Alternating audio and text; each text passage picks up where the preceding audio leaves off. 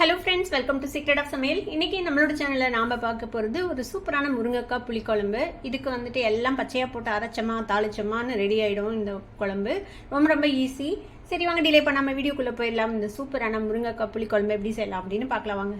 நம்ம ஃபஸ்ட்டு இந்த புளிக்குழம்புக்கு ஒரு மசாலா ரெடி பண்ணணும். அதுக்கு வந்துட்டு ஒரு 100 கிராம் அளவுக்கு வெங்காயம் எடுத்து வச்சுருக்கிறேன். அதை வந்து ரஃபாக சாப் பண்ணி வச்சுக்கோங்க. ஒரு தக்காளி, அதையும் இந்த மாதிரி ரஃபாக சாப் பண்ணி வச்சுக்கோங்க. கொஞ்சமாக ஒரு சின்ன துண்டு இஞ்சி, ஒரு 7-8 பல் பூண்டு, சின்ன சின்னதாக இருக்குது, அதனால் நான் இந்த அளவுக்கு எடுத்துருக்கேன். பெருசாக இருந்துச்சுன்னா ஒரு 4 பல் போட்டுக்கோங்க. 1 டீஸ்பூன் வந்துட்டு பொட்டுக்கடலை, 1/2 டீஸ்பூன் சோம்பு, ஒரு 1.5 டேபிள் ஸ்பூன் அளவுக்கு தேங்காய் துருவல்.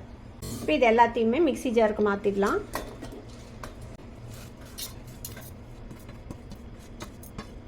கால் டீஸ்பூன் மஞ்சள் தூள், மிளகாய் தூள் ஒரு டீஸ்பூன் போட்டுக்கலாம். மல்லித்தூள் வந்து 2 டீஸ்பூன் போட்டுக்கலாம். இப்போ இதை தண்ணி விட்டு நல்ல பேஸ்ட்டாக அரைச்சி எடுத்துகிட்டு வந்துடுங்க. இப்போ இது மாதிரி நல்லா அரைச்சி எடுத்துக்கோங்க. இதில் வந்துட்டு ஒரு எலுமிச்சம்பழ அளவுக்கு புளியை வந்துட்டு தண்ணி விட்டு கரைச்சி வச்சுருக்கிறேன். அந்த புளி தண்ணி அதில் சேர்த்திடலாம்.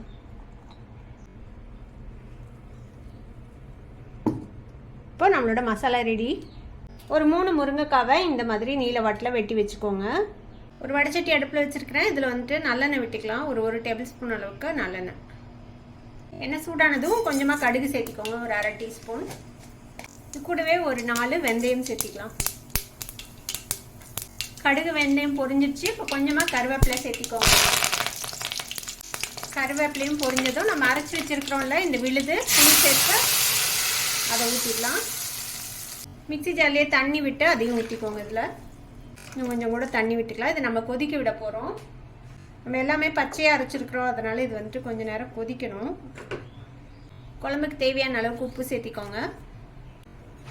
இதை மூடி வைக்கலாம். இது ஒரு 2 கொதி வரட்டும். அதுக்கப்புறம் நம்ம முருங்கைக்காவை சேர்த்திக்கலாம் உள்ள.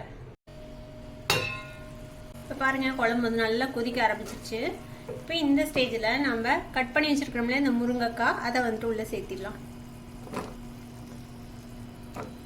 இப்போ இந்த முருங்கைக்காய் வேக வரைக்கும் நம்ம வந்துட்டு வேக விட போகிறோம். நல்லா ஃப்ளேமை லோ பண்ணி வச்சு மூடி போட்டு ஒரு 10லேருந்து 12 நிமிஷம் இது இப்படியே வேக விடுங்க. இப்போ இது வேகட்டும். வெந்ததுக்கப்புறம் நம்ம எப்படி இருக்குது அப்படின்னு பார்க்கலாம். ஒரு 15 நிமிஷம் கிட்ட லோ ஃப்ளேம்லேயே வச்சு வெந்திருக்கு. நம்ம ஓப்பன் பண்ணி பார்ப்போம். பாருங்கள், நம்ம விட்ட எண்ணெய் வந்துட்டு தெளிஞ்சிச்சு உரத்தில். இப்போ முருங்கைக்காவும் நல்லா வெந்திருக்கும். செக் பண்ணிக்கோங்க முருங்கைக்காய் வெந்துருச்சா இல்லையான்ட்டு. இப்போ அவ்வளோதான், நம்மளோட ஈஸியான ஒரு முருங்கைக்காய் புளிக்குழம்பு ரெடி ஆயிடுச்சு. அடுப்பு ஆஃப் பண்ணிடலாம். அருமையான ஒரு முருங்கைக்காய் புளிக்குழம்பு இப்போ ஈஸியாக ரெடி ஆகிடுச்சு. கண்டிப்பாக ட்ரை பண்ணி பாருங்கள். ட்ரை பண்ணி பார்த்துட்டு எப்படி இருந்தது அப்படின்னு கமெண்ட்ஸில் ஃபீட்பேக் கொடுங்க. இந்த வீடியோ உங்களுக்கு பிடிச்சிருந்ததுன்னா சப்ஸ்கிரைப் பண்ணுங்கள். பக்கத்தில் இருக்கிற பெல் ஐக்கானை கிளிக் பண்ணுங்கள். அப்போ தான் ஃபியூச்சர் நோட்டிஃபிகேஷன்ஸ் உங்களுக்கு உடனே வந்து சேரும்.